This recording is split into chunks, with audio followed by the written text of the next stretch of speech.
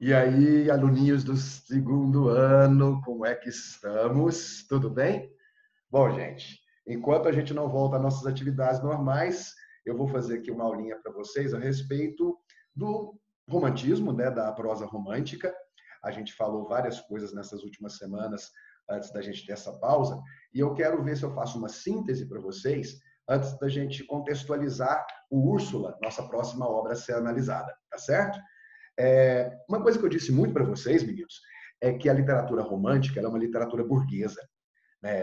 Vale a pena você se lembrar do contexto histórico de meados do século XIX, em que na Europa você já tinha a burguesia e já tinha a literatura romântica em seu auge, e o Brasil começava a dar os primeiros passos com o aumento das cidades, com o crescimento das cidades, com o aumento de uma população urbana, certo? Com o aumento de pessoas que trabalhavam no comércio dessa ideia, desse estilo de vida de eu vou conseguir o meu próprio caminho, o meu próprio sucesso, o estudo passa a ser mais valorizado, né? E você tem, então, um afastamento gradual dessa coisa da aristocracia e até da nobreza que reinava até então, certo? Até que, já no século XX, o Brasil vai passar por um processo de industrialização tardio, como você sabe, né? E aí sim vai se tornar um país mais burguês de verdade. Mas você já tinha essa visão nas grandes cidades brasileiras no século XIX, como Rio de Janeiro, por exemplo. E vai ser muito em cima dos costumes dessa população urbana que você vai ter uma vertente do romantismo, da prosa romântica particularmente, nos chamados romances urbanos ou romances sociais, né, ou romances de costumes, certo? Mostrando o estilo de vida daquelas pessoas, mostrando os valores, né, a maneira de se divertirem e a maneira como encaravam a ideia do casamento, a ideia do amor, sempre muito idealizado, com personagens sempre beirando o tipo, o estereótipo, certo?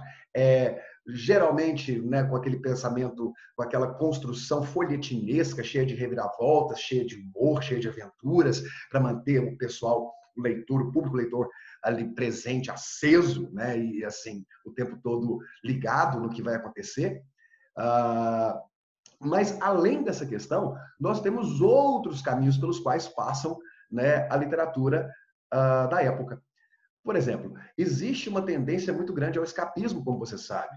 A ideia do escapismo no sonho, do escapismo na morte, do escapismo na loucura, isso muito influenciado por figuras como Lord Byron, que vai ser decisivo na construção da produção da segunda geração romântica, principalmente por meio do Álvares de Azevedo, certo?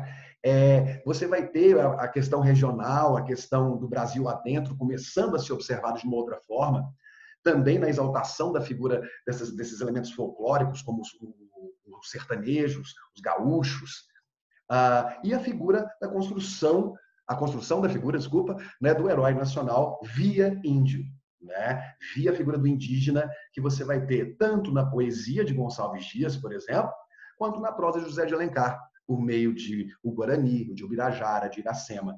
Personagens que vão ser, inclusive, muito idealizados e que têm um viés que hoje é muito criticado, porque são personagens que parecem não se incomodar com a sua condição de sujeição ao branco, ao europeu. Uma coisa interessante que você tem na obra de Maria Firmina dos Reis, em Úrsula, uma obra de 1859, ou seja, nós temos aqui o auge do romantismo no Brasil, uma obra que vai ser pioneira no tratamento diferenciado que vai dar a essa figura que não é o europeu. No caso, na figura do escravo. A figura do escravo é humanizada em Úrsula.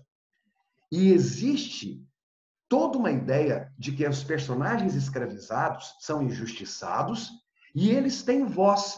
E nessa voz eles mostram o descontentamento, a tristeza e a mágoa por serem escravizados, por não terem a liberdade. Isso é inédito. Então nós temos ali uma mulher de descendência negra fazendo praticamente o primeiro manifesto literário de humanização do negro, do escravo, e, de certa forma, um libelo anti-escravista. certo? Então, meninos, fora isso, nós temos ainda a questão do sobrenatural, a questão do místico, do espiritual, mas sempre você vai ter algumas questões que vão definir as características românticas. Eu comentei em algumas salas sobre uma obra chamada Memórias de um Sargento de Milícias, que é uma obra bastante peculiar, uma obra bastante diferenciada do romantismo brasileiro, por conta principalmente da construção do herói, que não é um herói, é um anti-herói, que é o Leonardo. Leonardo, filho de uma pisadela e de um beliscão, vai ser uma figura nada idealizada. Uma figura que, né, vai ser descrita e vai ser narrada ao longo da obra como uma criança terrível, uma criança que vai deixar o padre, que era responsável pela educação dele, praticamente maluco. E que não vai ser aquele herói que a gente está acostumado. Mas, mesmo diante de uma obra tão peculiar, você vai ter, né, o seu desfecho ocorrendo em uma grande festa, em um grande casamento, depois que Leonardo aceita o amor, né, que ele vai cultivar por uma heroína que não é também das mais idealizadas. Mas você percebe, também já tinha comentado com vocês sobre Senhora, em que você vai ter os personagens movidos pela vingança, pelo orgulho, ou pela ambição desmedida, ou pelo materialismo, e que vão passar por aquele processo de quê? De recuperação moral, de epifania, para merecerem ser felizes. Certo? Então, você tem o romantismo como um conjunto, um movimento que tem um conjunto de características, mas que é importante você ter em mente que ele tem várias vertentes, que ele vai para vários caminhos, certo?